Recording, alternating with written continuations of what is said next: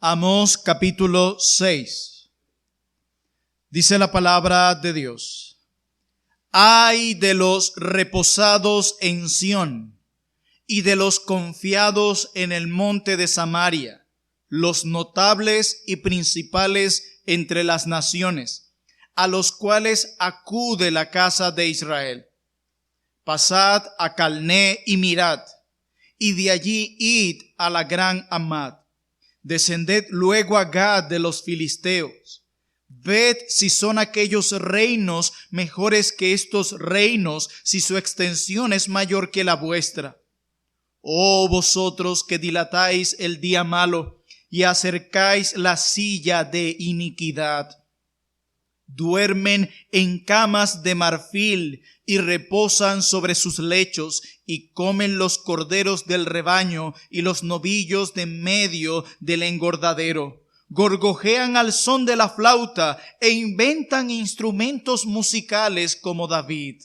Beben vino en tazones y se ungen con los ungüentos más preciosos, y no se afligen por el quebrantamiento de José. Por tanto, ahora irán a la cabeza de los que van a cautividad, y se acercará el duelo de los que se entregan a los placeres. Amén. Un pastor, hablando de la necesidad de ser sensibles al dolor ajeno, decía que había estudios científicos que mostraban el problema entre los médicos al desensibilizarse del dolor ajeno. No sé si les ha pasado que cuando estamos en el ambiente de un hospital y vemos a los médicos tratar con cierta sequedad o frialdad a algunos pacientes, decimos: estos hombres se han desensibilizado, han perdido toda sensibilidad. Y este pastor decía que lo cual, hablando de esa desensibilización de los médicos con respecto al dolor ajeno, él decía: en cierta medida era necesario esta desensibilización de parte de los médicos para poder ejercer su labor, dado que para poder curar hay que hacer daño. Por supuesto, esto no es un problema solo de los médicos. Todos nosotros, lamentablemente, hemos ido perdiendo sensibilidad al dolor. No solo con respecto a nuestro propio dolor, sino con respecto al dolor ajeno. Tenemos tanto acceso a tanta información a través de las redes sociales y escuchamos con tanta frecuencia noticias de tragedias que difícilmente somos ya impresionados. Anteriormente entrábamos a la televisión y escuchamos de casos terribles y era inevitable que no nos impactara. Y entre nuestras comunidades hablábamos de esos hechos. Pero ahora recibimos tanta información por WhatsApp, Instagram, Facebook, constantemente, que ya solo pasamos, wow, nos impacta un poco, pero pasamos y ya. Y es algo que vemos a cada momento y todos los días, y por eso algunos medios de comunicación recurren al amarillismo para captar nuestra atención. Hemos perdido cierta sensibilidad al dolor de los demás. Cuento todo esto de manera de introducción, porque el pecado no solamente nos ciega respecto a los males y consecuencias de nuestra propia vida, sino que el pecado también nos ciega con respecto a las consecuencias y a los males en la vida de otros. El pecado nos vuelve insensibles, subrayen eso. El pecado nos vuelve insensibles a lo que Dios dice y a lo que otros padecen. Y ese es el cuadro que estudiaremos hoy, en Amós capítulo 6. Una nación que estaba muy tranquila, sumergida en su propio pecado, cuando debían estar llorando más bien por su propia maldad. cuando debían estar llorando y lamentándose por la condición de su propio pueblo, cuando debían estar lamentándose y prestando atención al dolor ajeno, cuando debían estar lamentándose por el juicio que se les venía encima,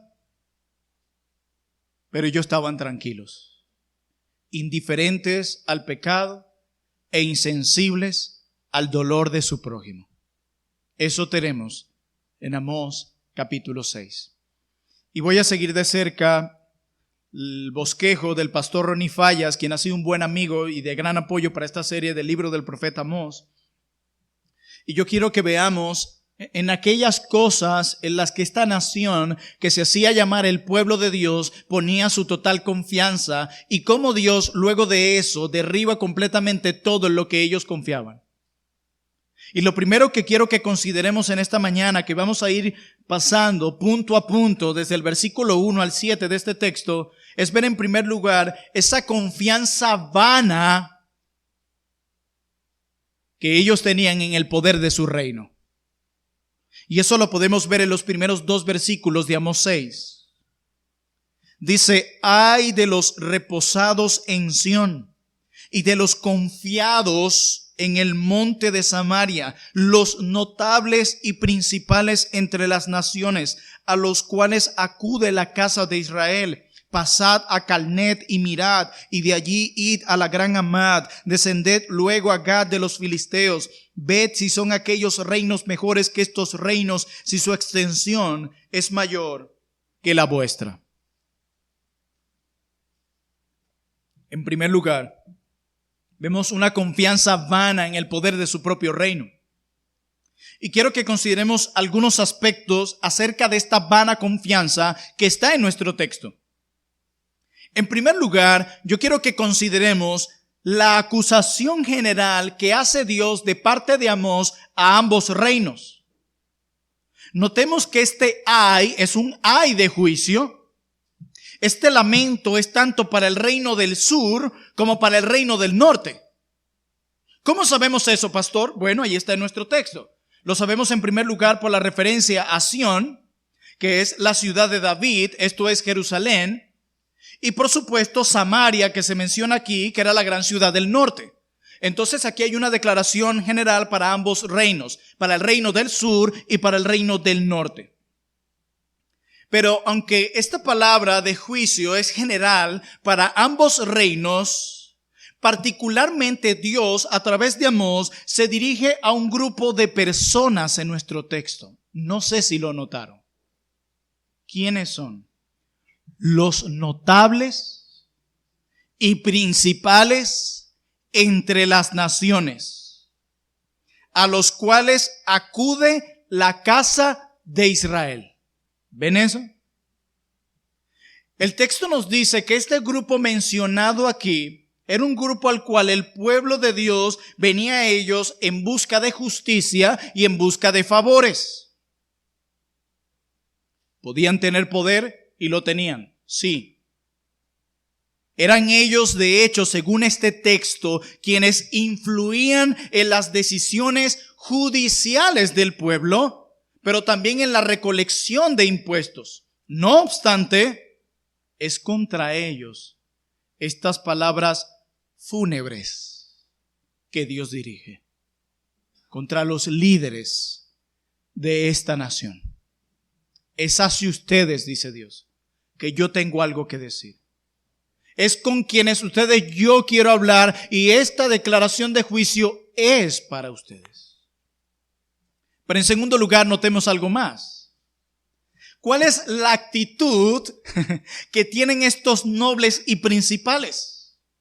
¿Cómo se describen aquí? ¿Cuál es la actitud? Un buen lector de la Biblia debe ser un buen observador. ¿Cuál es la actitud? Dice que reposados y ¿qué más? Y confiados. Así es. Poco se debe añadir de esta descripción. Aquí está muy claro cuál es la actitud que ellos tienen. Ellos se sentían seguros en la capital. Ellos se sentían seguros en sus palacios, como si nada alrededor de ellos estuviese pasando. Ellos están reposados y confiados. Pero hay un tercer punto en nuestro texto. Una tercera idea en este punto de la confianza en el poder de su reino. El profeta aquí denuncia la vanidad de su confianza, de su falsa seguridad al compararse con otras ciudades. 3 ciudades aquí son nombradas: Calné, Hamat y Gat. Y de ellas se nos dice muy poco, a excepción de Gat, que era de los filisteos. Eso es lo único detalle que tenemos por el texto. Y han surgido diferentes hipótesis u opiniones con respecto a este versículo, y yo me inclino a la siguiente. Yo me inclino con aquellos que ven estas ciudades siendo nombradas porque precisamente no eran ni superiores ni inferiores a Samaria, sino que para los días del profeta Amós fueron ciudades, ubicadas en medio de conflictos entre otras naciones más fuertes. Por lo cual, lejos de sentirse confiadas y seguras como Samaria, estaban vigilantes. Es como si Dios les estuviera diciendo: ¿están contemplando estas ciudades? Que no son ni superiores ni inferiores a ustedes. Y están enfrentando dificultades y están vigilantes y alertas. Y ustedes, que son iguales que ellas, ¿están tan tranquilos cuando viene juicio sobre ustedes? Los reinos del norte y del sur estaban tranquilos, como si nada les fuese a ocurrir. Relax estaban ellos. No solamente había esto, no solamente había una confianza vana en el poder de su reino, sino que había una confianza indulgente en sus pecados y excesos. Repito, había una confianza indulgente en sus pecados y excesos. Y eso lo podemos ver en los versículos 3 al 6.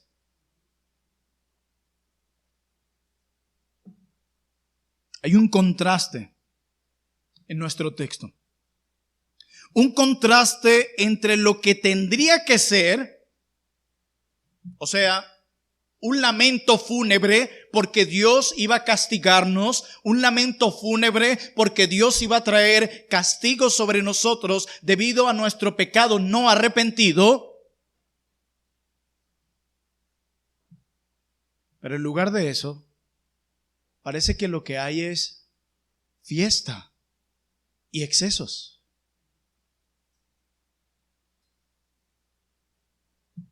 El verso 3 nos dice, véanlo junto conmigo en Amós 6, verso 3. Oh vosotros que dilatáis el día malo y acercáis la silla de iniquidad. Dilatar significa extender algo, que tome más tiempo. Lo que pasa es que esa palabra no es muy común hoy en nuestro lenguaje, pero yo recuerdo a mi abuela cuando me decía, ve a hacer algo y no te dilates tanto. No te demoras, no extiendas tanto el tiempo. Y yo me preguntaba algo cuando veía el texto, ¿en qué sentido estaban ellos extendiendo el día malo? Y han surgido varias opiniones donde yo no soy el único que piensa así. Y hay un sentido donde podría ser que ese día no llega, ese día no va a llegar. Puede ser que eso es lo que ellos estaban pensando. Otra es que extienden el día malo en el sentido de su misma maldad, que se extienden en su misma maldad. No son conscientes como no es con ellos. Ellos no creen que es con ellos este día malo que se avecina. Entonces, como no es con ellos, se siguen dedicando a sus negocios, se siguen dedicando a sus ganancias, se siguen dedicando a lo suyo. Estaban reposados y confiados.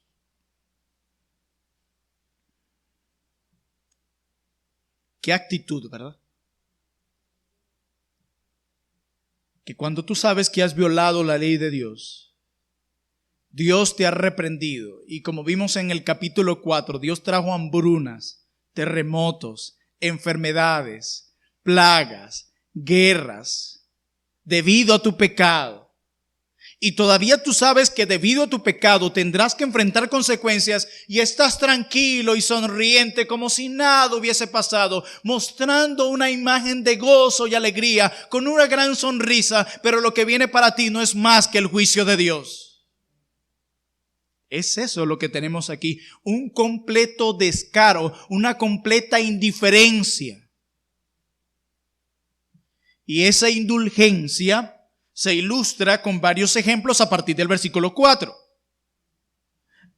Miren cómo ellos manifiestan su indiferencia ante el juicio y el castigo de Dios debido a su pecado no arrepentido. Miren de qué manera tan descarada lo hacen. Y comienza el verso 4 diciéndonos que la primera manera en cómo ellos ilustran esta indulgencia es que duermen en camas de marfil.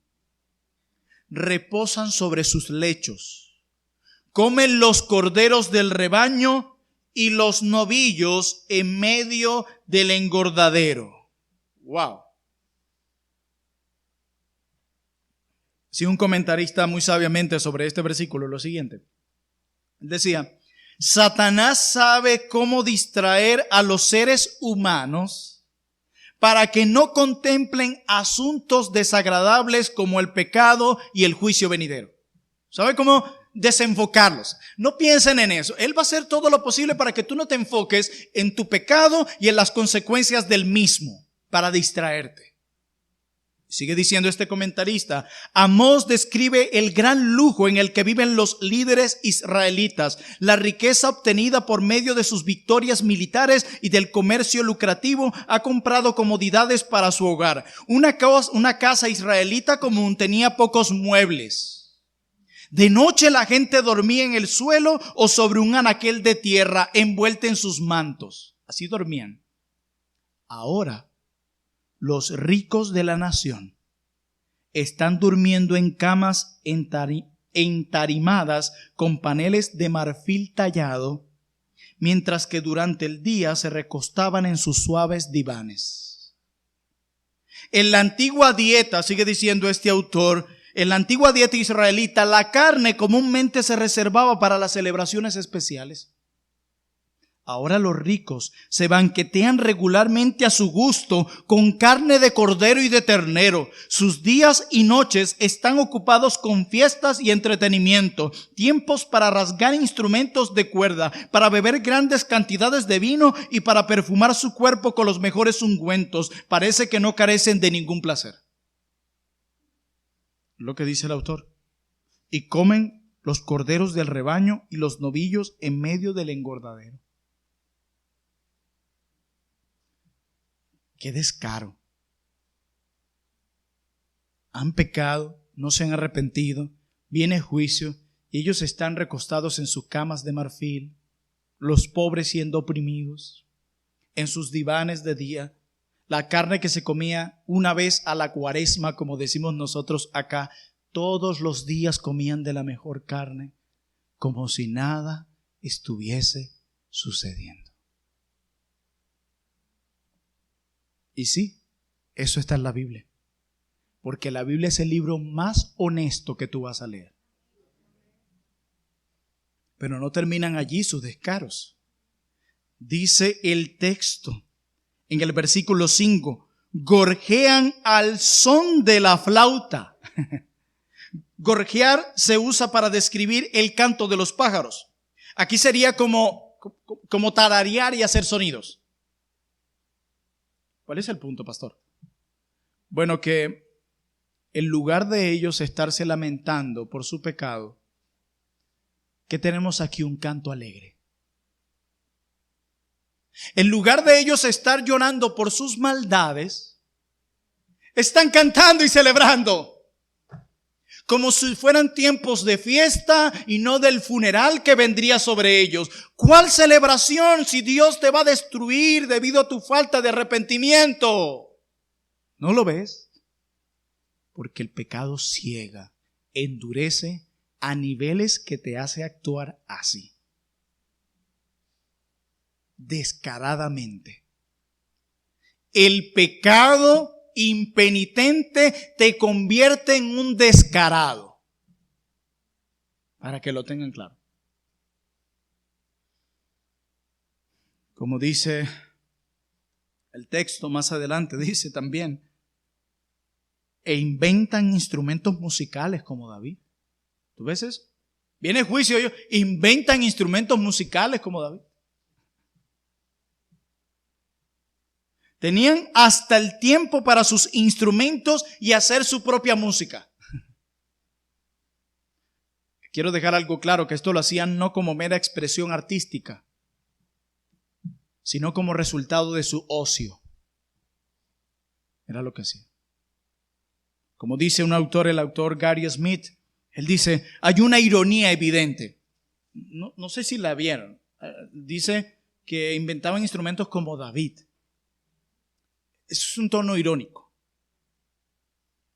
Y él dice, hay una ironía evidente, pues David fue un hombre piadoso que usó su habilidad musical para glorificar a Dios. Pero estos festines glorificaban los logros mortales. ¿Ven la diferencia? Hermano, pero no termina allí. Verso 6. Beben vino en tazones, no en copas, en tazones. Beber vino era muy común. El problema era la forma. No había dominio propio. Lo que está diciendo Amós. No había dominio propio. Un total desenfreno. No había moderación. Tomaban directamente de esos grandes recipientes. No una copa. No. Traigan los tazones. Donde quepa más licor, allí hasta rebosarnos, hay que celebrar. ¿Celebrar qué?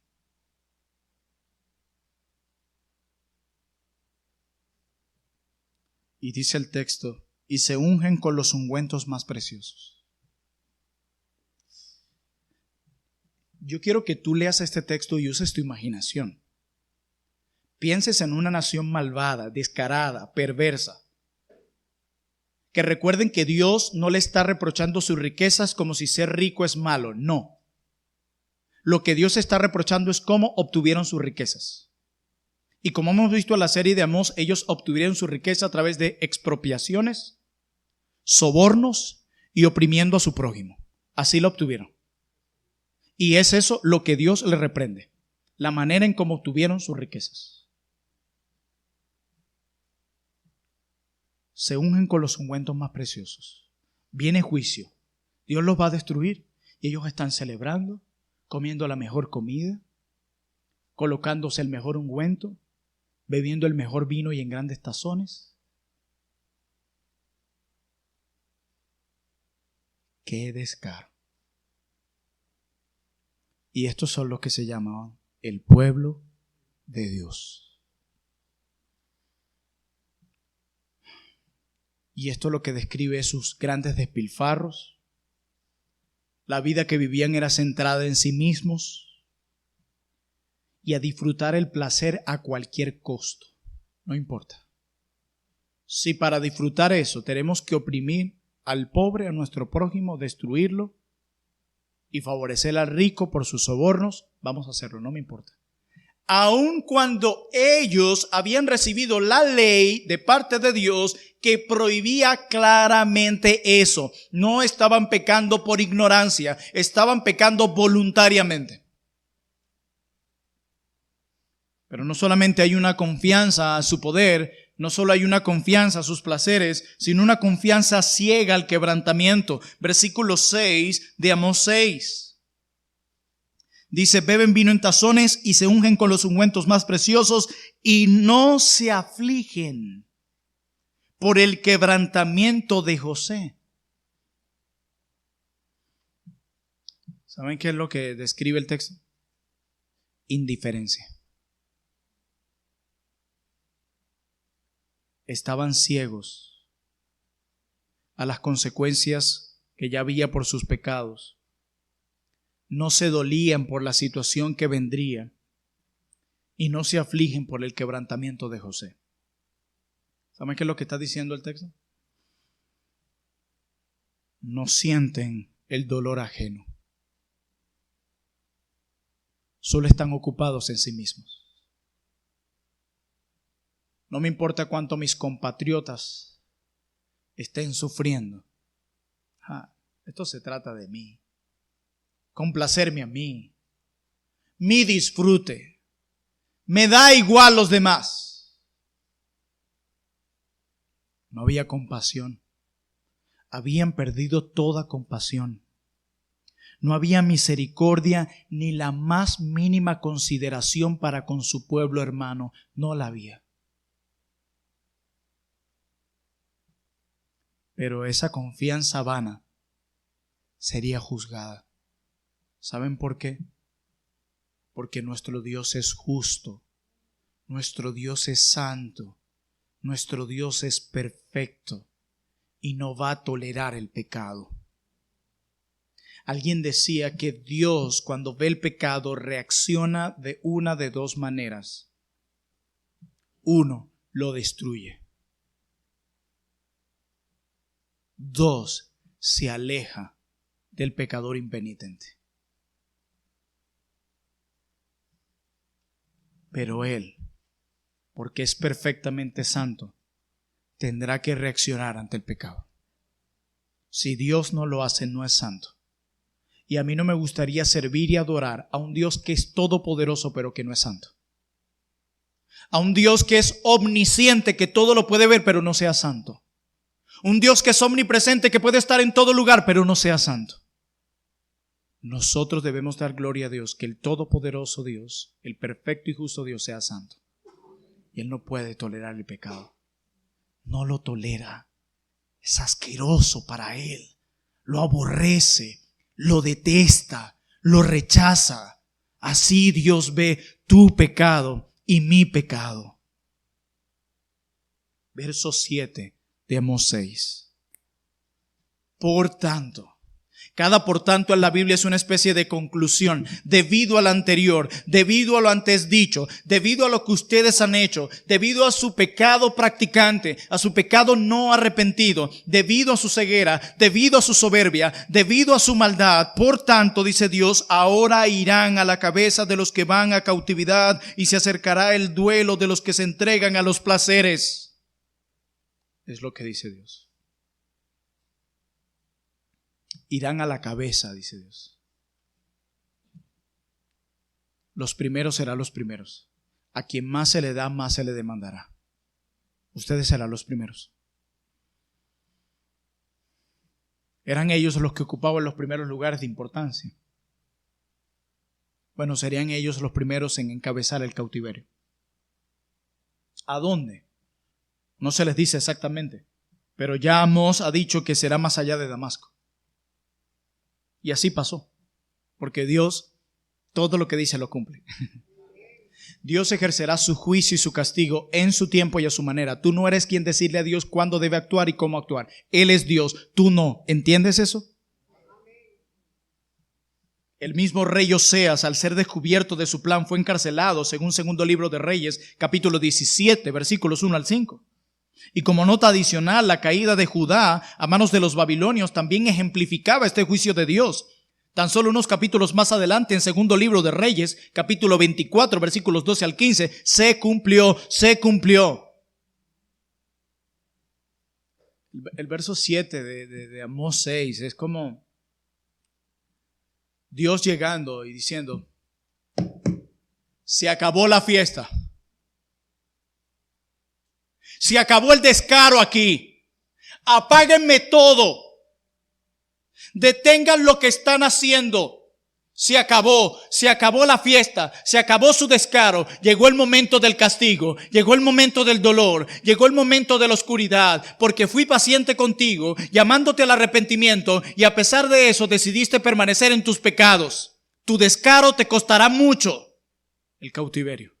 Se acabó la fiesta. Se acabó. El lujo y la autoindulgencia tendría fin.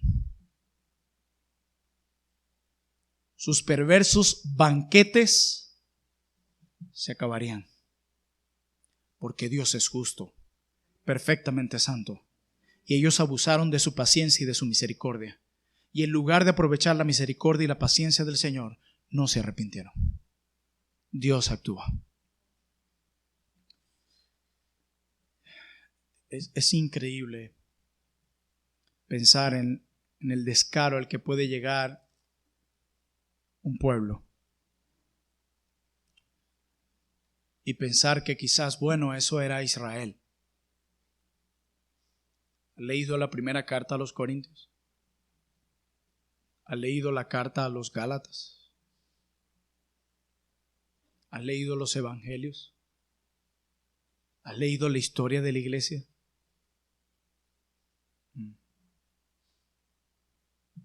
La inmoralidad, el desenfreno hacia los placeres, el orgullo, ha arropado también el corazón de muchos que se llaman a sí mismos cristianos.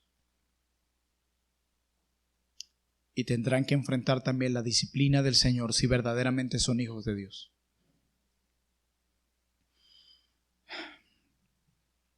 Llegamos ahora a las aplicaciones.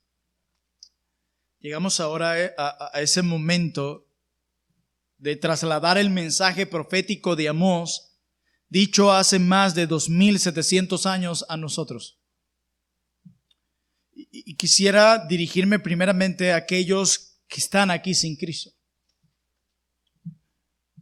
Quisiera dirigirme a aquellos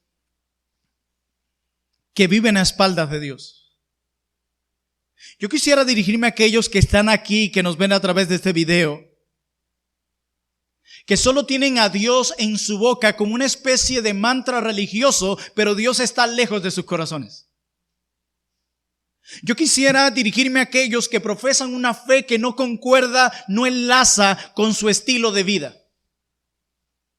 Yo quisiera dirigirme a aquellos que dicen, no, yo no quiero a Jesús. Este no es el momento de arrepentirme, en algún momento iré. Jesús dijo en un momento, la vida del hombre no consiste en la abundancia de los bienes que posee. Amiga mía, amigo mío que estás aquí, ¿de qué te sirve ganar todo en la vida si pierdes tu alma?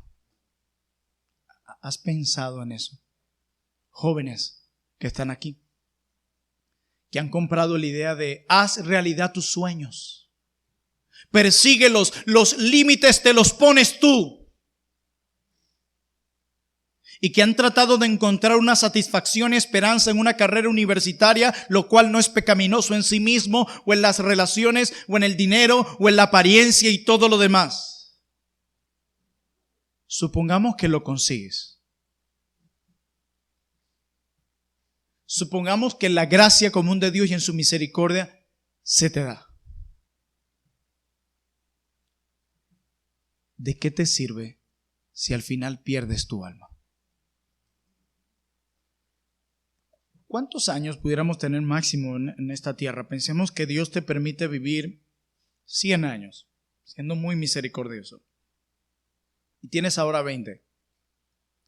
Pensemos en 80 años de comodidad y riqueza, lo cual en cierto sentido no está del todo acertado, porque aún los ricos experimentan vacío, insatisfacción, depresión y todo lo demás. Pero supongamos que se te concede, se te hizo el sueño realidad.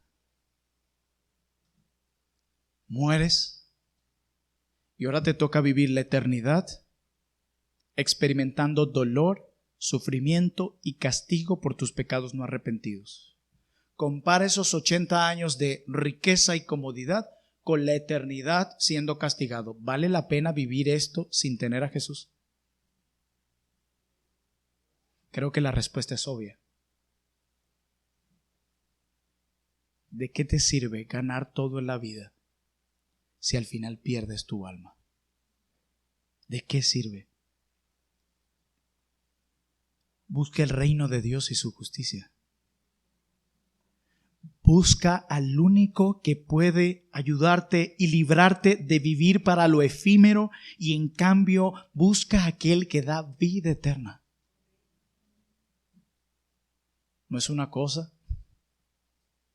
es una persona y es Jesús. Cada domingo te lo proclamamos desde aquí, es Jesús. Hoy lo escuchaste en la escuela dominical. Dios hecho hombre, tomando el lugar de los hombres para salvar a los hombres a través de su vida perfecta, de su muerte única y de su resurrección majestuosa. Cuando realmente vengas arrepentido por tus pecados, no creyendo todavía que eres justo y bueno y que te mereces el cielo.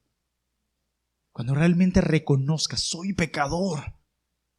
Yo he violado la ley de Dios muchas veces, en acciones externamente e internamente. Yo lo he hecho.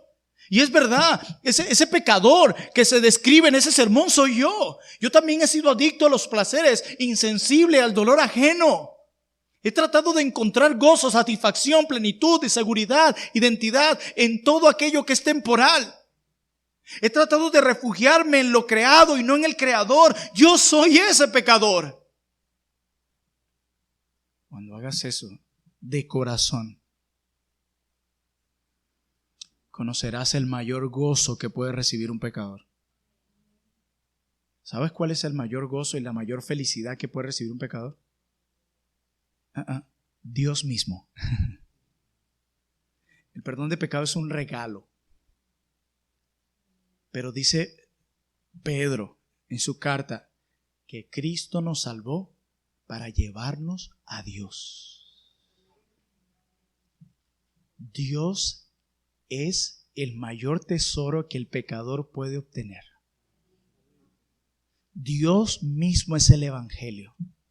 Dios mismo es esa buena noticia. Dios es el verdadero gozo. Dios es la verdadera alegría. Te lo dice alguien que no lo ha visto, lo ha experimentado. Él sí me ha llenado a mí. Cuando estaba igual que tú de vacío y tratando de buscar identidad en muchas cosas, Él hizo lo que nada ni nadie pudo hacer. Ni siquiera mis amigos me podían dar ese gozo que tanto necesitaba porque ellos también lo necesitaban. Cuando vengas a Él arrepentido por tus pecados y confiando en Cristo, tendrás a Dios y junto con Él el perdón de pecados y la vida eterna. Eso es. Y para los que están en Cristo, mis hermanos, hay una palabra en el verso 7 de Amós 6 que es impactante para que nosotros como iglesia meditemos y dice: y se acercará el duelo de los que se entregan a los placeres. Como decía Gary Smith, la complacencia y el orgullo son los pecados que llevaron a la nación a su falso sentido de la seguridad.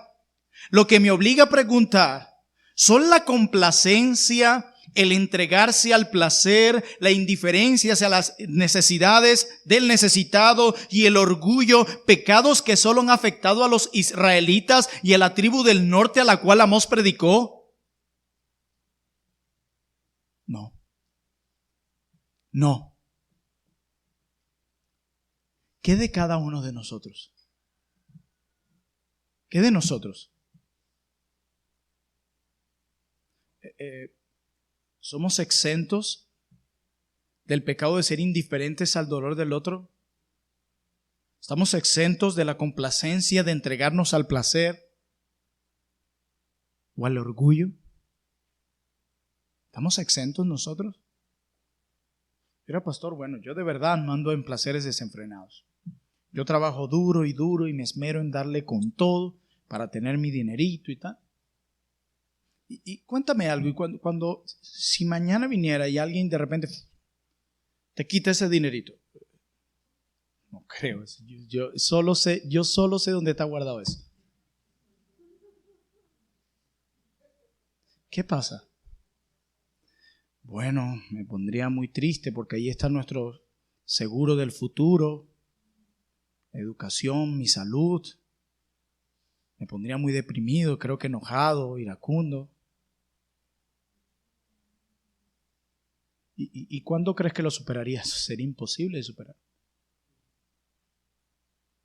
Cuando nosotros comenzamos a tratar de encontrar gozo, y lo hemos dicho mucho, alegría, seguridad y paz en el papel moneda, ese gozo, seguridad y paz que solo Dios nos puede dar, hemos quitado a Dios de su trono y hemos puesto nuestro dinero, aunque externamente no luzcas como aquellos que se mencionaron en Amós 6, que tomaban de los estanques el vino, que se desenfrenaban en sus casas de marfil. eso que hay en tu corazón con respecto al papel moneda y otras cosas, refleja lo mal que estás. Y eso te va a conducir a una indiferencia al pecado, a las necesidades y al dolor del otro, y no solo eso, a vivir una doble vida. ¿Te han escuchado eso que lo que se habla aquí se queda? A los hermanos no les digan cómo somos nosotros en la casa. Que me sigan viendo así como la hermanita espiritual, la fervorosa y el hermanito diligente. Que no sepan el monstruo que tienen en casa. Hay una anécdota muy triste de un niño, su papá era pastor, y él mientras su papá predicaba, él estaba así viendo a su papá, feliz. Terminaba el culto y estaban recogiendo las sillas y él estaba viendo a su papá, a donde quiera que el papá iba. Y decía, ya hay que irse, ¿por qué no quieres ir a casa? ¿Por qué te quieres quedar con tu papá aquí y quieres seguir viéndolo predicar? Y él decía, porque mi papá en la casa es un monstruo.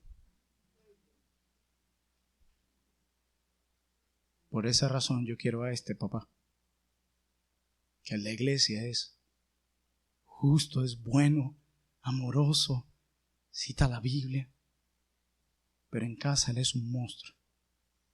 Por esa razón. Hermana, mi hermano, ¿eres tú así? Lo que en casa eres uno y aquí otro.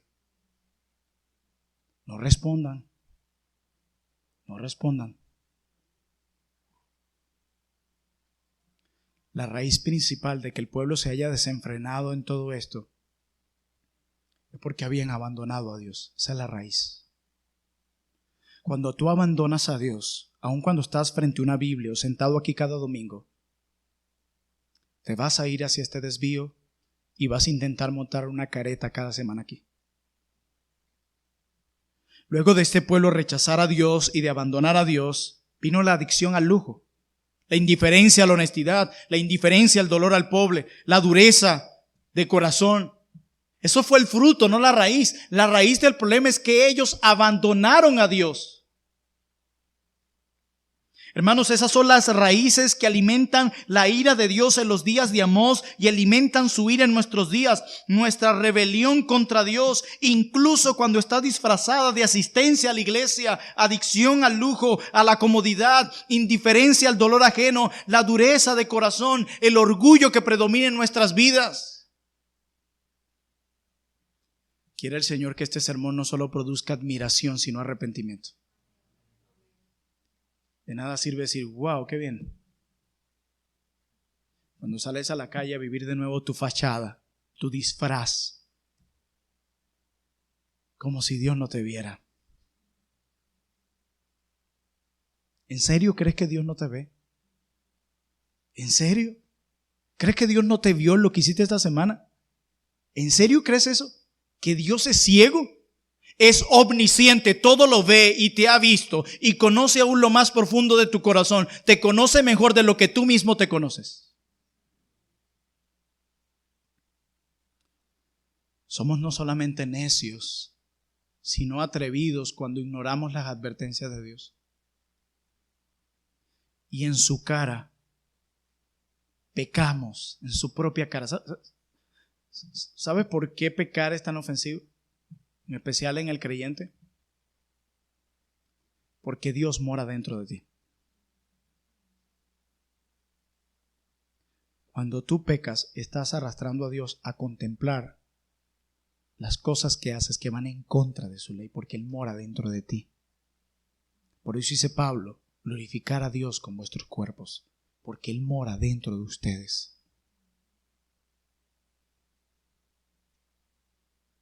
Por eso cada pecado es una ofensa directamente a la cara de Dios. Pecando y pensando que nada ocurrirá, tal cual como Israel. Eso no es para mí. No importa que hagamos esto, que nos comportemos así, que hablemos en privado sin el cuarto, que nos tratemos de esta manera, que ocultemos realmente lo que pasa entre nosotros. No importa, nada ocurrirá. ¿En serio crees eso? ¿Crees que Dios se va a cruzar de brazos ante nuestro pecado? La única manera es que Él no nos ame.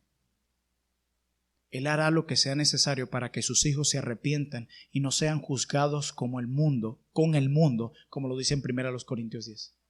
Va a hacer lo que sea. Así sea postrarnos en una cama, lo que sea lo va a hacer. Así sea dejarnos en la completa pobreza, lo que sea lo va a hacer, con tal de tener de vuelta el corazón de sus hijos. ¿Por qué? Porque nos ama. Eso es amor. Por eso, hermanos, hoy es el día de arrepentirnos. Es hoy, en esta condición desesperada, que quizás estás escuchando esto y tu corazón se siente cargado. Definitivamente,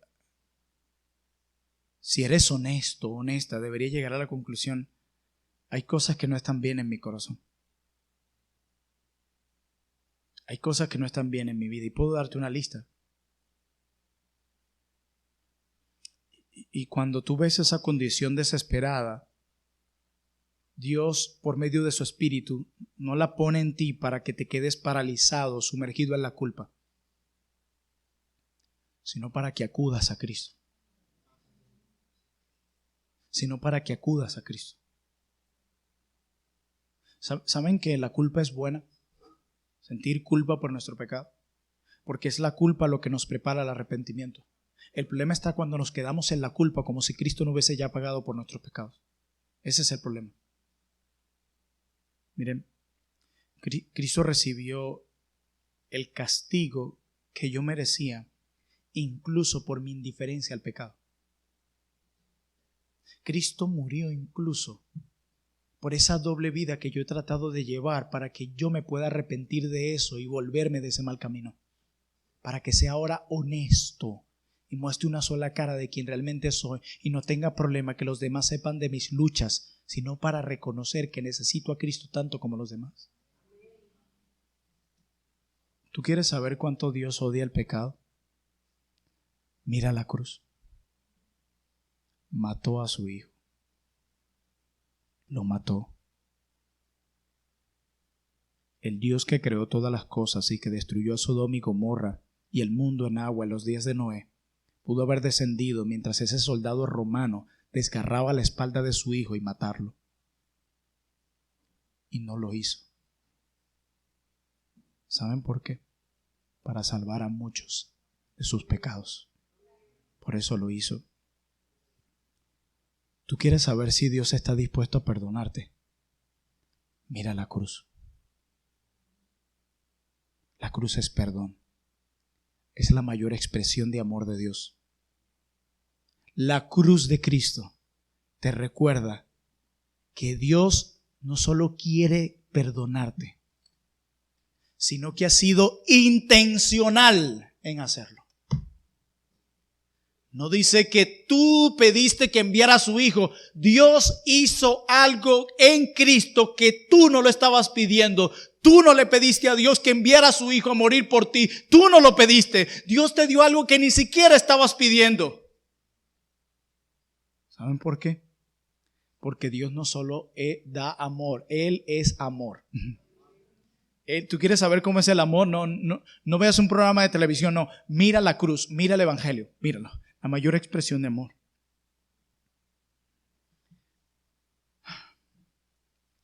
El dolor cuando somos disciplinados por Dios debido a nuestro pecado no arrepentido. Puede sentirse en ese momento como la feroz ira de Dios viniendo sobre nosotros. Pero en realidad, cuando Dios nos disciplina, eso más bien muestra la cálida compasión que Él tiene por nosotros. Miren, Dios usa su vara de amor, así le he llamado yo, su vara de amor, para quitar nuestra ceguera. Dios usa su vara de amor para despertarnos. ¡Ey, despierta! Por ahí no es. Ya basta de vivir así, hijo mío. Despiértate. Es momento de hacer un stop. Dios usa su vara de amor para guiarnos al arrepentimiento. Miren, en medio del quebrantamiento, Cuando Dios está usando su vara de amor sobre nosotros como consecuencia por nuestro pecado, nosotros no lo vemos como amor. Como decía Marshall Siegel, a menudo el amor que más necesitamos es el que menos queremos. Lo voy a repetir. A menudo el amor que más necesitamos es el que menos queremos. Y ese amor es la vara que Dios usa de amor para disciplinarnos, para corregirnos, para mostrarnos su afecto, y cuánto se preocupa por nosotros, que no nos deja en nuestro pecado, sino que la usa para mostrar su compasión y que para que vengamos a Él en arrepentimiento, llorando delante de sus pies, rogando: Padre, perdóname. Y Él nos recibe como hijos pródigos. Ese es su amor. Ese es Dios. Al final, el regalo más dulce que Dios nos da cuando nos disciplina debido a nuestros pecados es que nos da más de sí mismo. Nos da algo de Él. Nos da algo de sí mismo. Cuando nos volvemos a Dios en arrepentimiento sincero, obtenemos a Dios.